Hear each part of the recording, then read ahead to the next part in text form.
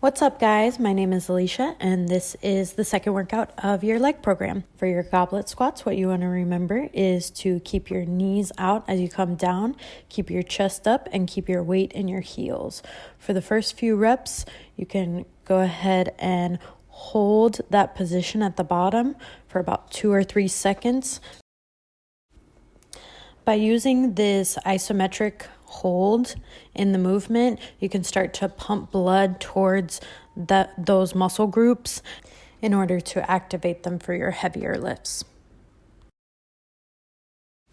So after you've done the reps with your isometric holds, you can go into your regular reps, doing a little bit heavier weight.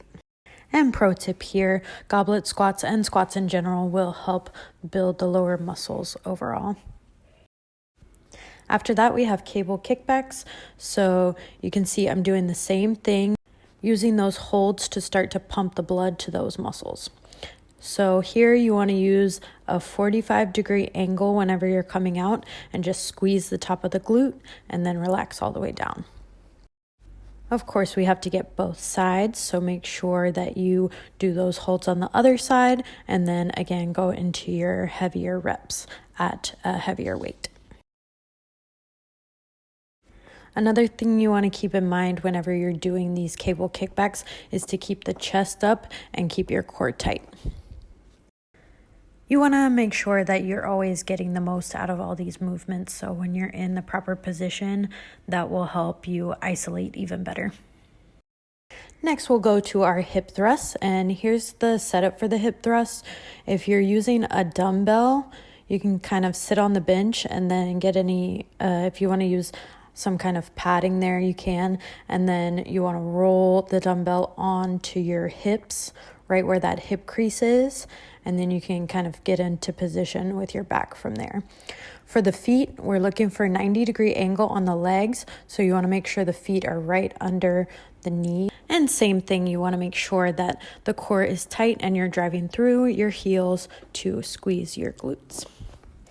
And also another thing to note about the positioning, you want to kind of keep your chin a little bit tucked and then try to keep that plank position with your upper body. And then when you go to release the weight, you can just come down and kind of drop it off to the side. That's kind of the easiest way from that position. And by now you get the drift that we are using those first few reps to prime the muscle. So go ahead and use those holds and then go on to your regular reps.